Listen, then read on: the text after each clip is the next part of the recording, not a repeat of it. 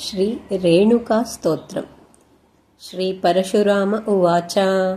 ओं नमः परमानन्दे सर्वदेवमयी शुभे अकारादिक्षकारान्तं मातृकामन्त्रमालिनी एकवीरे एकरूपे महारूपे अरूपिणी अव्यक्ते व्यक्तिमापन्ने गुणातीते गुणात्मिके कमले कमलाभासे हृत्सत्प्रक्तर्निकालये नाभिचक्रस्थिते देवी कुण्डलीतन्तुरूपिणी वीरमाता वीरवन्द्या योगिनी समरप्रिये वेदमाता वेदगर्भे विश्वगर्भे नमोऽस्तुते राममातर्नमस्तुभ्यं नमस्त्यै लोकरूपिणी मह्यादिके पञ्चभूता जमदग्निप्रिये शुभे यैस्तु भक्त्या स्तुता ध्यात्वा अर्चयित्वापि ते शिवे भोगमोक्षप्रदे देवी कामेश्वरी नमोऽस्तुते नमोऽस्तुते निरालम्बे परमानन्दविग्रहे पञ्चभूतात्मिके देवी भूतभावविवर्जिते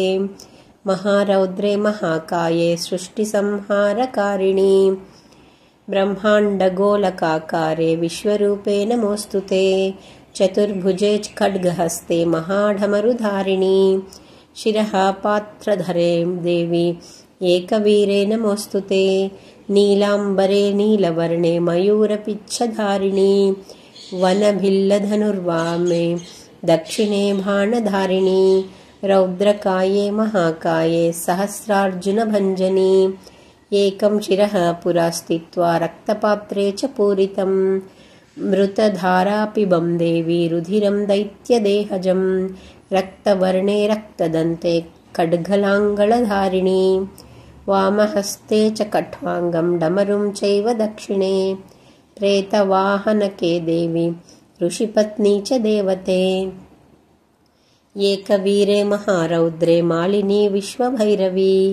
योगिनी योगयुक्ता च महादेवी महेश्वरी कामाक्षी भद्रकाली च हुङ्कारी त्रिपुरेश्वरी रक्तवक्त्रे रक्तनेत्रे महात्रिपुरसुन्दरी रेणुकासूनुयोगी च भक्तानामभयङ्करी भोगलक्ष्मीर्योगलक्ष्मीर्दिव्यलक्ष्मीश्च सर्वदा कालरात्रि महारात्रि मध्यमांसप्रिये भक्तानां श्रीपदे देवी लोकत्रयविमोहिनी क्लीङ्कारी कामपीठे च हरिङ्कारी च प्रबोध्यता श्रीङ्कारी च श्रिया देवी सिद्धिलक्ष्मीश्च सुप्रभा महालक्ष्मीश्च कौमारी कौबेरी सिंहवाहिनी सिंहप्रेतासने देवी रौद्री क्रूरवतारिणी दैत्यमारी कुमारी च रौद्रदैत्यनिपातिनी त्रिनेत्रा श्वेतरूपा च सूर्यकोटिसमप्रभा खड्गिनी बाणहस्ता चारूढा महिषवाहिनी महाकुण्डलिनी साक्षात् कंकाली भुवनेश्वरी कृत्तिवासा विष्णुरूपा हृदया देवतामया देवमारुतमाता च भक्तमाता च शङ्करी चतुर्भुजे चतुर्वक्त्रे स्वस्ति पद्मासनस्थिते पञ्चवक्त्रा महागङ्गा गौरी शङ्करवल्लभा कपालिनी देवमाता कामधेनुस्त्रयोगिनी विद्या एकमहाविद्या श्मशानप्रेतवासिनी देवत्रिगुणैत्रैलोक्या जगत्त्रयविलोकिनी रौद्रा वैताली कंकाली भवानी भववल्लभा काली कपालिनी क्रोधा मातंगी वेणुधारिणी रुद्रस्यनपराभूता रुद्रदेहार्धधारिणी जया च विजया चैव अजया चापराजिता रेणुकायै नमस्तेस्तु सिद्धदेव्यै नमो नमः श्रियै देव्यै नमस्तेस्तु दीननाथे नमो नमः जयत्वं देवदेवेशी सर्वदेवी नमोऽस्तुते देवदेवस्य जननी पञ्चप्राणप्रपूरिते तत्प्रसादाय देवेशी देवः क्रन्दन्ति विष्णवे महाबले महारौद्रे सर्वदैत्यनिपातिनी आधारा बुद्धिदा शक्तिः कुण्डली तन्तुरूपिणी षट्चक्रमणे देवी योगिनी दिव्यरूपिणी कामिका कामरक्ता च लोकत्रयविलोकिनी महानिद्रा मध्यनिद्रा मधुकैटभभञ्जिनी भद्रकाली त्रिसन्ध्या च महाकाली कपालिनी रक्षिता सर्वभूतानां दैत्यानां च क्षयङ्करी शरण्यं सर्वसत्त्वानां रक्षत्वं परमेश्वरी त्वमाराधयते लोके तेषां राज्यं च भूतले आषाढे कार्तिके चैव पूर्णे पूर्णचतुर्दशी आश्विने पौषमासे च कृत्वा पूजां प्रयत्नतः गन्धपुष्पैश्च नैवेद्य स्तोषितां पञ्चभिः सह यं यं प्रार्थयते नित्यं तं तं प्राप्नोति निश्चितं तत्त्वं मे वरदे देवी रक्ष मां परमेश्वरी तव वामाङ्कितदेवी रक्ष मे सकलेश्वरी सर्वभूतोदये देवी प्रसादवरदे शिवे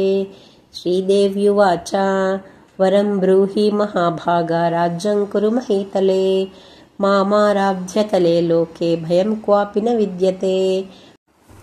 मम मार्गे च आयन्ती भीर्देवी मम सन्निधौ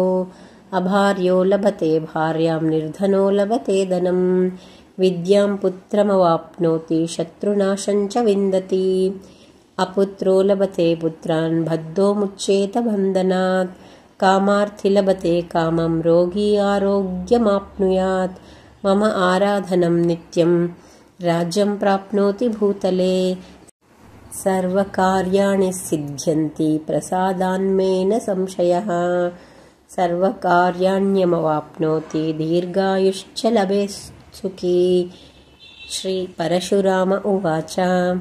अत्र स्थानेषु भवताम् अभयं कुरु सर्वदा यं यं प्रार्थयते नित्यं तं तं प्राप्नोति निश्चितं प्रयागे पुष्करे चैव गङ्गासागरसङ्गमे स्नानं च लभते नित्यं नित्यं च चरणोदकम् इदं स्तोत्रं पठेन्नित्यं त्रिसन्ध्यं श्रद्धयान्वितः सर्वान् कामान् न वाप्नोति प्राप्यते परमं पदम् इति श्रीवायुपुराणे परशुरामकृत श्रीरेणुकास्तोत्रम्।